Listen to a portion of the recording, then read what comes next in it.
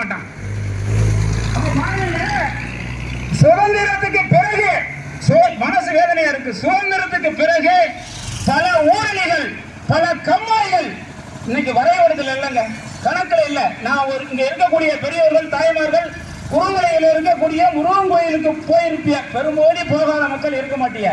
முடுக்காமலத்தில் இருந்து 3 கிலோமீட்டர் தூரத்துக்கு அந்த மலை வரைக்கும் ஒரு ரோடு. அது எப்ப வெட்டப்பட்டது என்றால், போடப்பட்டது என்றால் எம்ஜிஆர் ஆட்சி காலத்தில் போடப்பட்டது.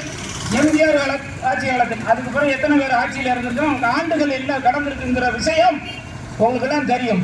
ஆனால் அந்த ரோடு இன்னைக்கு வரைக்கும் அது ரோடா இல்ல, கணக்கில் இல்லைங்க. கணக்கில் இல்லைங்க போது அது எம்டி இடம். பெரும்போக்கு வரும்போது இருக்கிறான், இந்த பயங்கிறது பட்டா போடுறான். அதை இப்ப அந்த ரோடே இல்லாத நிலை. நாளைக்கு நாள் சர்வே நம்பர் 1, 2 வந்து ஊரணி. இனி ஒரு கொடுமை, முடுக்கலாங்குளத்துல 100 ஏக்கருக்கு மேலே விவசாயம் செய்யக்கூடிய, அதாவது நெல், நான் சொன்னது கம்மாயை நம்பி இருக்கக்கூடிய அந்த கம்மா பகுதி, அந்த கம்மா கெட்டி தண்ணி வரக்கூடிய கலுங்குக்கு முன்னால சர்வே நம்பர் 372 அது ஓடை. அது ஓடுங்க. அந்த ஓடையை ஒரு முட்டாவே பட்டாபாடு கொடுத்தா அதை இன்னைக்கு தோண்டிட்டு இருக்கான்.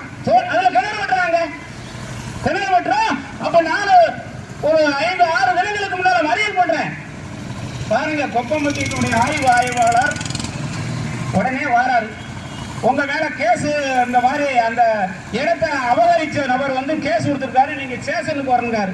நான் வந்து என்னுடைய தொழில் ஒன்றை தெரிஞ்சுக்கோங்க, என்னுடைய தொழில் வந்து விவசாயம், அடுத்து பந்தல் போடுறது ஒரு 30 ஆண்டு காலமா போட்டுக்கிட்டு இருக்கேன். அப்ப அன்னைக்கு பார்த்தா ஒரு கல்யாண ஆபர், சரி வேலை பார்த்துக்கிட்டு இருக்கேன். ஐயா நாளைக்கு வரேன், போலீஸ் ஸ்டேஷனுக்கு நாளைக்கு வரேன். நான் என்ன ராப்பரியா பண்ணியிருக்கேன், சங்கிலி எடுத்துருக்கலாம், வரேன். மறியல் பண்றது என்னோட உரிமை. எங்க நாட்டையும் காட்டையும் அழிக்கும் போது அதை தடுப்பேன். அதுல என்ன தப்பு?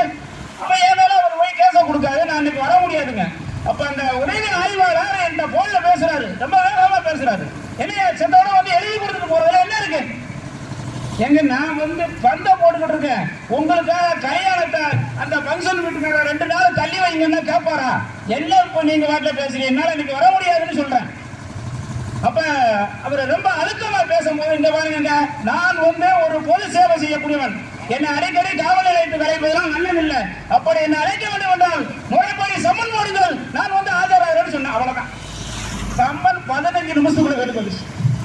15 நிமிஷத்துக்குள்ள அடிச்சு டைப் அடிச்சு கொண்டாந்து கொடுத்து, நீங்க நாளை காலையில 10 மணிக்கு காவல் நிலையத்தில், கொப்பம்பட்டி காவல் நிலையத்தில் ஆஜராகணும்.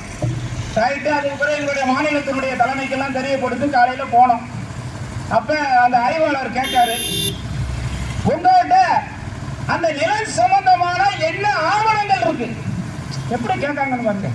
எங்க அரசு சொத்து, அரசாங்க சொத்து அரசாங்கத்திற்கு இருக்கும். யாரோட என்கிட்ட கேட்டா எப்படி? எங்க அப்பா சொத்துனா நான் பட்டா வச்சிருப்பேன்.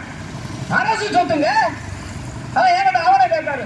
ஆனால் கிட்டத்தட்ட 15 ஆண்டுகளும் நடத்தப்பட்ட போராட்டத்தினுடைய நோட்டீஸை காட்டினேன், பெட்டிஷனை காட்டினேன், கலெக்டரை கொடுத்த மனுக்களை எல்லாம் கொடுத்தேன், அதை டிஎஸ்ஆர்லையும் கொடுத்துருக்கேன். அதுக்கப்புறம் சைலண்ட் ஆயிட்டாங்க. சைலண்ட் ஆன பிறகு போராட்டத்தை, அதுக்கு பிறகு தலைமை கேட்டு போராட்டத்தை நாங்கள் இன்னைக்கு அறிவிச்சோம், அதை நடத்திக்கிட்டு இருக்கோம். நான் என்ன கேட்பேன்னா, அதாவது ஒரு இங்க எப்படி வட்டாட்சியர் அலுவலகத்தில் வருவாய்த்துறையில நடக்கக்கூடிய தவறுகளை ஒன்னு சொல்லணும், சுருக்கமா சொல்லி முடிக்க இந்த பெரிய தலைகள்லாம் இருக்கிற காரணத்தினால். அதாவது உடுக்கலாங்குளம் கிராமத்தில் ஒரு 300 ஆண்டுகளுக்கு முன்னால, இன்னைக்கு ஜனத்தொகை வந்து அதிகம், அன்னைக்கு வந்து கம்மியான வாழ்ந்த காலம், இன்னைக்கு இருக்கக்கூடிய காலம் அன்னைக்கு இல்லை, நவீனம் இல்லாத காலம். தண்ணி எப்படி எடுப்போம்? ஒரு கிணத்துல எடுப்போம். கிணத்துல கோழி இறைச்சி தான் குடிச்சிருக்கோம். இன்னைக்கு நல்லி போர் இப்படி ஏகப்பட்ட நவீன வளர்ந்திருக்கு. ஆனால் 300 ஆண்டு காலம் மக்கள் பயன்படுத்தின கிணத்தை பட்டா வழங்கிய தாசில்தார், கோயில்பட்டி தாசில்தார் 300 ஆண்டு பயன்படுத்துறது. அது எங்க போய்விட்டோம்? மதுரை ஹைகோர்ட்ல ஓட்டு அது கிணறுன்னு சொல்லி நிரூபிச்சிருக்கோம். அப்ப இப்படிப்பட்ட தாசில்தாரை என்ன செய்யணும், என்ன செய்யணும் அப்படிங்கிறத நீங்க தான் சொல்லணும். அது போலதான் இன்னைக்கு அந்த மலையை சுத்தி இருக்கக்கூடிய குருமலை, ஊத்துப்பட்டி, முடுக்கலாங்குளம், இப்படி கொப்பம்பட்டி, தீர்த்தப்பட்டி, இந்த மலையை சுத்தி இருக்கக்கூடிய ஆயிரக்கணக்கான ஏக்கர் நிலம் அபகரிக்கப்பட்டிருக்கு. தயவு கூர்ந்து அனைத்து பட்டாக்களையும் ரத்து செய்ய வேண்டும். அதாவது விவசாயத்திற்கு அடுத்தபடியாக அந்த பகுதி மக்களுக்கு இருக்க வேண்டியது ஆடு மாடு.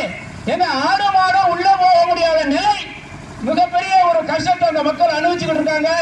ஆகவே மாவட்ட நிர்வாகம், தமிழக அரசு உடனடியாக இதில் தலையிட்டு அந்த ஆயிரக்கணக்கான ஏக்கர் நிலங்களையும் பட்டாக்களை ரத்து செய்து அரசுடைய கட்டுப்பாட்டில் கொண்டு வரணும் சொல்லி தாழ்மையுடன் கேட்டுக்கொள்கின்றேன்.